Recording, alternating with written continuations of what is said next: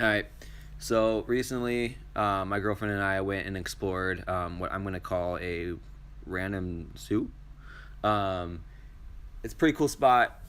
All of it's abandoned. It was used for a number of years, but it's been um, abandoned for even longer. It was originally a 15-acre plot right near a very popular hiking trail. You would never believe that it was there, but plenty of land out there, structures all over the place. Not quite sure what all of them were for, but there's an amphitheater. There's a picnic area like every few hundred feet.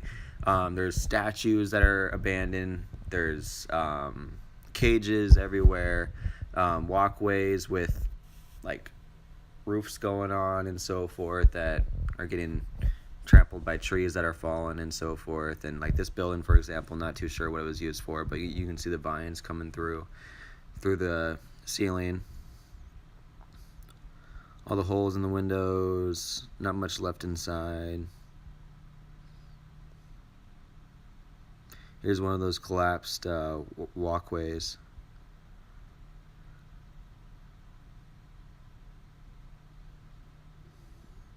Old pond that's overflowing because the night before we received a lot of rain.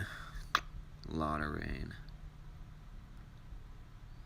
The vegetation was pretty cool. A lot of flowers. Not sure if they were natural to the area or not, but that's the outside of the amphitheater.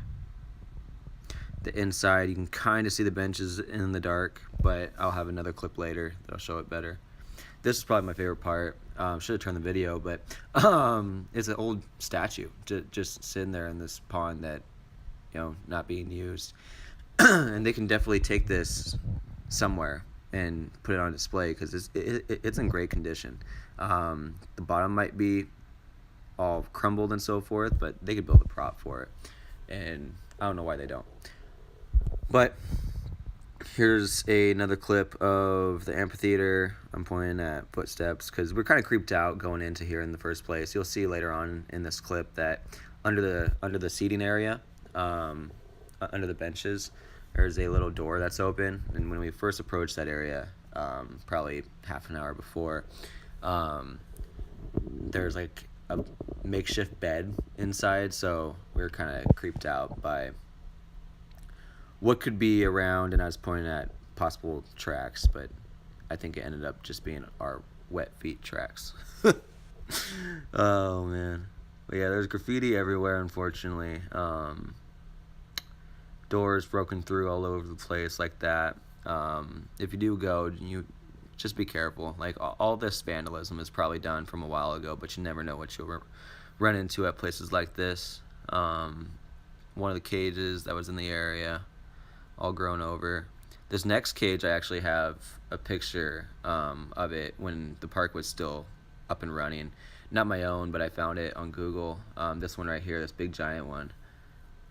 Pretty stinking cool. Like, I'm super fascinated by this stuff, so I was stoked to be there. Another fairly large cage.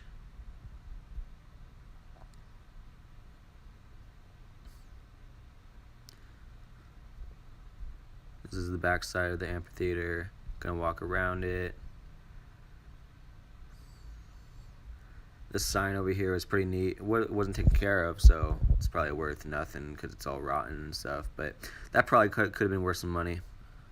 That's another cage in the distance.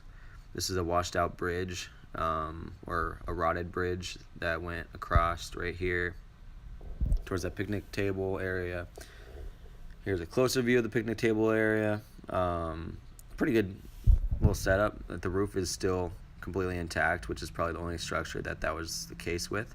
But I don't know. There's probably a few dozen structures that were still standing. I thought it was pretty cool. And some of the cages still had labels as to what was in them.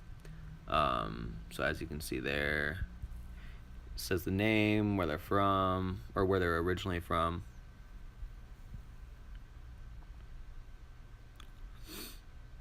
Another cage, you can see the labels on them. There's the backside of the amphitheater from across the creek.